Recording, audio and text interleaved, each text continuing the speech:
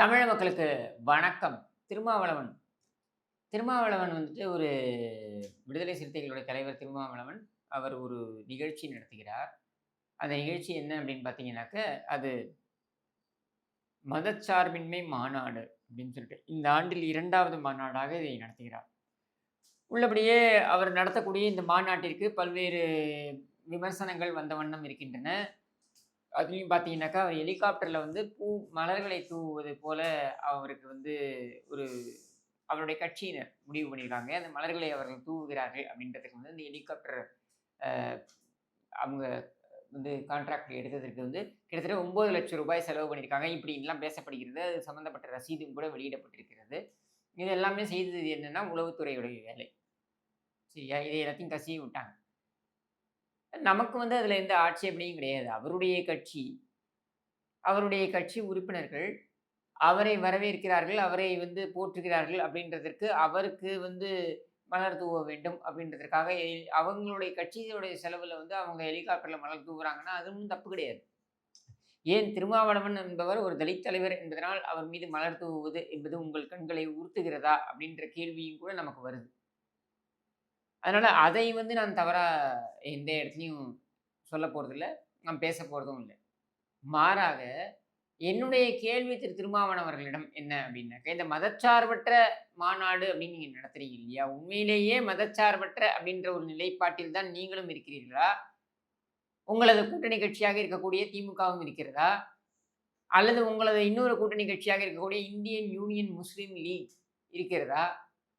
இந்த Indian union முஸ்லீம் league அப்படின்ற அந்த கட்சியுடைய சட்ட விதிகள் எடுத்து பார்த்தீங்கன்னாக்க, அதில மதச்சார்பின்மை என்பது வெளிப்படுகிறதா? அவர்களது மதத்தை சார்ந்து இல்லையா?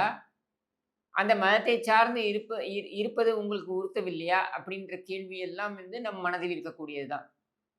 ஏன்னா, இங்க மதச்சார்பின்மை என்பது என்னன்னா, ஒரு குறிப்பிட்ட மதம் இன்னும் ஒரு படி மேலவே சொல்ல வேண்டுமென்றால், இந்து மதத்துக்கு எதிராக இங்கே பேசுவது அப்படின்றது வந்து முற்போக்கு என்று பார்க்கப்படுகிறது. இந்து மத நம்பிக்கைகளை கொச்சைப்படுத்துவது, இந்து மத வழிபாட்டு முறைகளை கொச்சைப்படுத்துவது, அதை தாழ்த்தி பேசுவது, அதை வசைபாடுவது, இதெல்லாம் வந்து முற்போக்கு என்று பார்க்கப்படுகிறது. இதே திருமாவளவன் அவர்கள், இதே சிதம்பரத்தில் வந்து போட்டியிடுறதுக்கு முன்னால, தேர்தலுக்கு முன்னால பார்த்தீங்கன்னாக்க, இது சிதம்பரம் கோவிலுக்கு போறாரு. தீட்சிதர்களோட நின்னுகிட்டு ஃபோட்டோ எடுத்துக்கிறாரு. அந்த ஃபோட்டோவ விளம்பரப்படுத்துகிறார். எதற்காக விளம்பரப்படுத்தணும்? நீங்கள் சனாதனத்தை எதிர்க்கிறீர்கள். நீங்கள் சனாதன கோட்பாடுகளை எதிர்க்கிறீர்கள். கோவில்களில் இருக்கக்கூடிய சிலைகள் எல்லாம் ஆபாசமாக இருக்கின்றன என்று கூட நீங்க வந்து பேசியிருக்கிறீர்கள். இப்படியெல்லாம் பேசக்கூடிய நீங்கள், அப்படி ஆபாசமாக சிலைகள் இருக்கக்கூடிய கோவிலுக்குள் சென்று, அங்கே சனாதனத்தை தூக்கி பிடிக்கக்கூடிய நபர்களுடன், அதாவது தீட்சிதர்களுடன் நீங்கள் ஃபோட்டோ எடுத்துக்கொள்ள வேண்டிய அவசியம் எங்கிருந்து வந்தது? ஏறுதல் உங்களுக்கு அந்த அவசியத்தை நோக்கி தள்ளுகிறது. ஏனென்றால், உங்கள் ஆழ் மனசுக்கும் தெரியும். உங்கள் ஆழ் மனதுக்கும் தெரியும். இந்த மாதிரி வந்து சனாதனத்தை ஒழிப்பேன், வேர் அறுப்பேன் இப்படின்னு பேசுறதெல்லாம் வந்து, இதெல்லாம் செல்லுபடி ஆகாது அப்படின்றது உங்களுக்கும் தெரியும். ஆனால் இந்த மதச்சார்பின்மை என்பது இன்றைக்கு ஒரு ஃபேஷன் ஸ்டேட்மெண்ட் ஆகிவிட்டது. நீ எந்த மதத்தை சார்ந்து வேண்டுமானாலும் இரு. நீ கிறிஸ்துவனாக இரு, நீ முஸ்லீமாக இரு, நீ இந்துவாக இரு, இல்ல நான் கடவுள் நம்பிக்கையே இல்லை என்று சொன்னாலும் சொல்லிவிட்டு போ. ஆனால் உனக்கும் சேர்த்து தான் இந்த நாடு இருக்கிறது. உனக்கும் சேர்த்து தான் இந்த அரசாங்கம் இருக்கிறது. அப்படின்றது தான் உண்மையான கொள்கையாக இருக்க வேண்டும். அப்போ அதை மதம் சார்ந்து நாம் இருந்தாலும், மதத்தை கடந்து நாம் சிந்திக்கக்கூடியவர்களாக இருக்க வேண்டும். இவ்வளவுதான் நம்ம சொல்லக்கூடியது.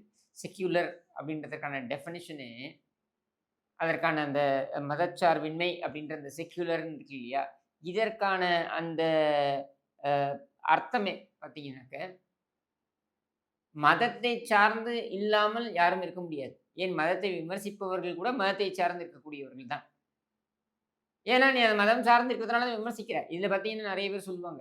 ஏன் நீ இஸ்லாத்தையும், கிறிஸ்துவ மதத்தையும் விமர்சிக்கவில்லை அப்படின்னா, நான் இந்த மதத்தைச் சேர்ந்தவன் தானே. அதனால இந்த மதத்தை விமர்சிக்கிறேன் அப்படின்னு சொல்லிட்டு. அப்போ நீ இந்த மதத்தைச் சேர்ந்தவன் என்பதனை ஏற்றுக்கொள்கிறாய். திருமாவளவன் அவர்களுடைய தேர்தல் அந்த இதில பார்த்தீங்கன்னாக்கா, படிவத்தில வேட்புமனுல பார்த்தீங்கன்னாக்கா, தான் இந்து என்று பதிவிடுகிறார் என்றால், அப்ப நீ மதம் சார்ந்தவன் தானே! அப்புறம் எப்படி மதச்சார்பின்மை? மதச்சார்பற்ற யாரை ஏமாற்றுவதற்கு இதையெல்லாம் செய்கிறீர்கள்? இது ஏன் நான் சொல்றேன்னா, திருமாவளவன் அவர்களோட எனக்கு ஒரு அ இனிமையான ஒரு சந்திப்பு ஏற்பட்டது. எப்போன்னா 2015 இந்த பெருவெள்ளம் ஏற்பட்டது பாருங்க. அந்த வெள்ளம் ஏற்பட்டதுக்கு அப்புறம் எனக்கு தெரிந்து ஒரு 2 வாரத்திலலாம் வந்து வேற ஒரு ப்ரோகிராம்க்காக, ஒரு நிகழ்ச்சிக்காக நான் திருமாவளவன் அவர்களுடைய அலுவலகத்திற்கு செல்லக்கூடிய அந்த வாய்ப்பு ஏற்பட்டது. அப்போ அந்த அந்த அலுவலகத்துக்கு போன பொழுது, அங்க இருக்கக்கூடிய கட்சி நபர்கள்லாம் என்ன முறைச்சு பார்த்துட்டே இருந்தாங்க. ஏன்னா, அப்ப நான் வந்து ஒரு சர்ச்சைக்குரிய ஒரு பதிவை வந்து மேற்கொண்டிருக்கிறேன். அந்த பதிவு என்ன அப்டின்னா, இங்க சைதாப்பேட்டையில இருக்கக்கூடிய ஒரு பள்ளிக்கூடத்தில, இந்த வெள்ள நிவாரணத்திற்காக வைக்கப்பட்ட அந்த பொருட்களை எல்லாம் வந்து திருமாவளவனுடைய ஆட்கள், திருமாவளவன் அந்த பள்ளிக்கூடத்திற்கே வந்து, திருமாவளவனுடைய ஆட்கள் அதை அபகரித்து கொண்டு சென்றார்கள் அப்படின்னு தகவல் வருகிறது. இதை ஊர்ஜிதப்படுத்த வேண்டும் அப்படின்னு பொருள்பட நான் ஒரு பதிவை மேற்கொண்டிருந்தேன். இத வந்து அவங்க போட்டு குடுக்குறாங்க அவர்ட்ட. அவர் காதுல போய் குசு குசுன்னு சொல்றாங்க. அவர் உடனே இங்க உட்கார்ந்திருக்க ஆட்கள்ல நான் ஒரு ஒரு 7, 8 பேர் உட்கார்ந்திருக்கோம் இதுல. "இதுல யார் கிஷோர்சாமி?" அப்படின்னு கேட்கிறாரு. நான் உடனே சொல்றேன், "நான் தான்" அப்படின்ட்டு. அப்போ உடனே சொல்றாரு, "இல்ல நீங்க ஏதோ ஒரு பள்ளிக்கூடம் குறித்து ஏதோ ஒரு பதிவு நீங்க போட்டிருந்தீங்களாமே பொதுவுல. நாங்கள் வந்து அத அபகரித்து கொண்டு சென்று விட்டோம் அப்படின்னு போட்டிருந்தீங்களாமே. அதாவது நிவாரணப் பொருட்களை அபகரித்து கொண்டு சென்று விட்டோம்னு நீங்க போட்டிருந்தீங்களாமே" அப்படின்ட்டு. நான் சொன்னேன், "ஐயா, ஒரு காணொளி ஆதாரத்துடன் என்னிடம் சமர்ப்பிக்கப்பட்டது.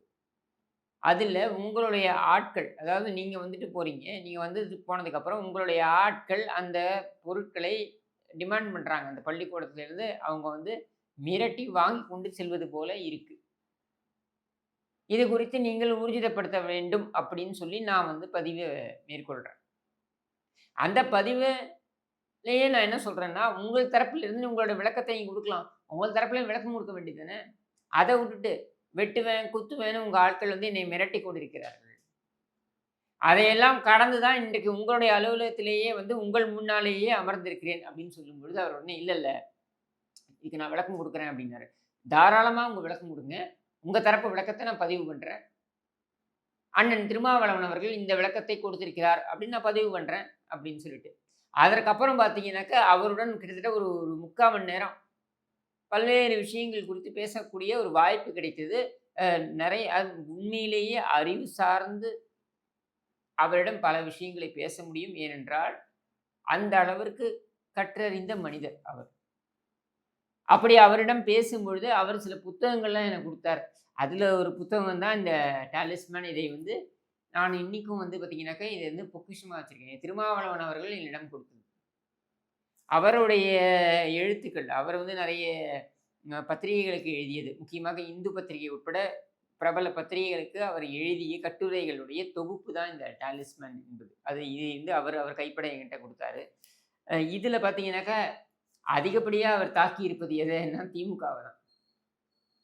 தமிழகத்தில் திமுக ஒவ்வொரு முறை ஆட்சிக்கு வரும்பொழுதும், எப்படியெல்லாம் வந்து தலித் மக்களுக்கு எதிராக செயல்படுகிறது என்பதனை அவர் தொகுத்து வழங்கியிருக்கிறார்.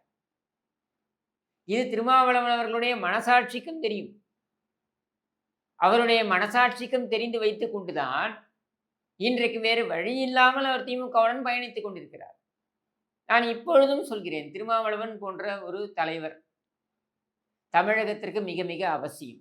ஏன்னா, பிற்பட்ட வகுப்பைச் சேர்ந்த மக்களுக்கான பிரதிநிதி என்கிற வகையில அவர நான் பாராட்டுகிறேன். ஆனால் அவர் செய்யக்கூடிய இந்த செயல்கள்லாம் இருக்கு பாருங்க. அதாவது இந்த மாநாட்டுக்கு வந்து எல்லாரும் வந்து நீல கலர் கோட்டு போட்டுக்கிட்டு, எதுக்குன்னா அம்பேத்கரை பிரதிபலிக்கிறார்களாம். அம்பேத்கரை விட முன்னரே, இன்னும் சொல்ல வேண்டுமென்றால் அம்பேத்கருக்கு முன்னரே, ஒரு தலைமுறைக்கு முன்னரே கோட்டு போட்ட சமுதாயம் சென்னையில், அதாவது மெட்ராஸ்ல இருக்கக்கூடிய பறையர் சமூகம். அம்பேத்கர் வந்து தான் கோட்டு மாட்ட சொல்லிக் குடுத்தாரு அப்படின்ற மாரி நீங்க பண்றதெல்லாம் இருக்கு. இந்த நீல கலர் கோட்ட போடுறது. அதற்கு முன்னரே கோட்டு போட்ட சமூகம் தமிழகத்தில், அதாவது மெட்ராஸ் பிரசிடென்சியில் இருக்கக்கூடிய பறையர் சமூகம். ராய் பகதூர் என்ற பட்டத்தை பெற்ற சமூகம் அந்த சமூகம். இதுல முக்கியமான நபர் யாரு அப்படின்னு பார்த்தீங்கன்னாக்கா, எம்.சி. ராஜா. இந்த புத்தகத்தை வந்து நான் வந்து மிக மிக அதிகமாக, இன்னும் சொல்ல வேண்டுமென்றால் 10, 15, 16 முறை இதை வந்து படிச்சிருக்கேன். இன்னமும் படிச்சுட்டு இருக்கேன். குறிப்புகள் எடுத்துக்கிறேன். அந்த அளவுக்கு தகவல்கள் களஞ்சியமாக இது இருக்கு. அப்போ இதில எம்.சி. ராஜா அவர்கள், அவருடைய குடும்பம் பார்த்தீங்கன்னாக்கா, பறையர் சமூகத்தை சென்னையைச் சேர்ந்த பறையர் சமூகத்தை சார்ந்தது. அவர், அவருடைய மனைவி, அவருடைய தகப்பன் இவர்கள் எல்லாரும் மெத்த படித்தவர்கள். அந்த காலத்திலேயே ராய் பகதூர். இப்படியெல்லாம் இருந்தவர்களை கொண்டாடாமல், மகாராஷ்டிராவிலிருந்து அம்பேத்கர் வந்த அம்பேத்கரதே நம்ம கொண்டாடணும்னு ஏதாவது இருக்கா? இதற்காக உச்சி வெயில்ல அந்த நீல கலர் கோட்ட போட்டுக்கிட்டு போய் நிக்கணும்னு ஏதாவது இருக்கா? அம்பேத்கர் கோட் அணிந்தார். அவர் கோட் அணிவதற்கு ஒரு காரணம் இருக்கிறது. அது ரஞ்சித் நம்ம ரஞ்சித் சொன்ன மாரி அம்பேத்கர் கோட் அணிந்ததற்கும், காந்தி வந்து கோவணத்தை அணிந்ததற்கும் காரணம் இருக்கிறது அப்படின்னு சொல்லிட்டு சினிமாத்தனமா பேசுறதெல்லாம் ஒரு பக்கம் இருக்கட்டும். அம்பேத்கருக்கு முன்னரே நம்முடைய முப்பாட்டன் எம்.சி. ராஜா போன்றவர்கள் கோட் அணிந்திருக்கிறார்கள். அம்பேத்கரை விட அதிகமான தத்துவங்களை எல்லாம் சொல்லியிருக்கிறார்கள். அதையெல்லாம் தூக்கி பிடிக்க திருமாவளவன் மறுக்கிறார். ஏன் என்றால், எம்.சி. ராஜா, நான் வாழும் வரை இந்து. நான் பிறப்பில் இந்து. இங்கே இந்து என்று சொல்பவனுக்கெல்லாம் தொல்குடி நான், மூத்த குடி நான். அப்படி இருக்கும் பொழுது நான் வாழும் வரை, சாகும் வரை இந்துவாகத்தான் வாழ்வேன், இந்துவாகத்தான் சாவேன் என்று சொன்னார். அது இவர்களை உறுத்துகிறது. இவர்களால் அதை ஜீரணிக்க முடியவில்லை. இன்னைக்கு தமிழ்நாட்டில எத்தனை சிலைகள் இருக்கு அம்பேத்கருக்கு? எது மகாராஷ்டிரால பிறந்த அம்பேத்கருக்கு, மகர் சமூகத்திற்கு மட்டுமே உழைத்த அம்பேத்கருக்கு. இங்கே தமிழ்நாடு முழுக்க சிலை இருக்கு. ஆனால் தமிழ்நாட்டில் பிறந்து மெட்ராஸின் அந்த மண்ணின் மைந்தனாக இருந்த எம்.சி. ராஜாவுக்கு எங்கேயுமே சிலை கிடையாது. இத்தனைக்கும் எம்.சி. ராஜாவுடைய ஹாஸ்டல் அவர் கொடுத்தது. தலித் சமூகத்து மாணவர்களுக்காக கொடுத்து விட்டு சென்ற அந்த விடுதி இருக்கு பாருங்க. அதற்கு கூட எம்.சி. ராஜா ஹாஸ்டல்னு போட்டு வெளியில பார்த்தீங்கன்னாக்கா அம்பேத்கர் சிலை தான் இருக்கு. எம்.சி. ராஜாவுடைய சிலை. அப்ப நம்முடைய மண்ணின் மைந்தர்களை நாம் தூக்கி பிடிப்பதற்கு கூட நாம் தயங்குறோம். வெளிநாட்டு மோகம்னு சொல்றோம் இல்லையா? அது மாதிரி வெளி மாநிலத்து மோகம் அப்படின்னு தான் நாம் வந்து அம்பேத்கர் வழிபாடுதல் அப்படின்றத நான் பார்க்குறேன். திருமாவளவன் உண்மையிலேயே தலித் சமூகத்தை பிரதிநிதித்துவப்படுத்துவார் என்றால், நம் மண்ணில் பிறந்த தலித் சமூகத்தைச் சேர்ந்த தலைவர்கள் இரட்டைமலை சீனிவாசன் மாதிரியோ, அல்லது எம்.சி. ராஜா. வட்டமேசை மாநாட்டில் பார்த்தீங்கன்னா, அவர் சீனியர். அவருக்கு ஜூனியர் தான் அம்பேத்கர். இந்த வரலாறையெல்லாம் அப்படியே மறைச்சு, சகஜானந்தா, எம்.சி. ராஜா போன்ற இந்த தலைவர்களை எல்லாம் ஒப்பற்ற பொக்கிஷங்களை எல்லாம் மறைத்து விட்டு அம்பேத்கர் அம்பேத்கர் என்று குதிக்கக்கூடிய இந்த எண்ண ஓட்டம் இருக்கு பாருங்க. இதிலேயே ஒரு விஷமத்தனம் இருக்கிறது. ஆனால் இதையெல்லாம் இன்றைய தலைமுறை புரிந்து கொள்ளாது. அது நீலக்கோட்டை போட்டுக்கிட்டு அந்த உச்சி வெயில்ல போய் நின்றுக்கிட்டு ஏதோ பெரிய தாங்கள் ஒரு ஸ்டேட்மெண்ட்டை மேற்கொள்வது போல ஒரு நாடகம் ஆடி கடைசியில் என்ன பண்றீங்க? அறிவாலயத்தில் போய் பிளாஸ்டிக் சேருக்கு தானே பிச்சை எடுக்கிறீங்க. அப்புறம் எதுக்கு இந்த வெட்டி ஜம்பம், வெட்டி கெத்து இதெல்லாம்? இப்படின்றது சாமானியர்களுடைய கேள்வி. இந்த கேள்விகளுக்கெல்லாம் பதில் இருக்கிறதா என்பதனை திருமாவளவனுடைய மனசாட்சிக்கே விட்டு விடுகிறேன் என்று கூறி விடைபெறுகிறேன். நன்றி, வணக்கம்.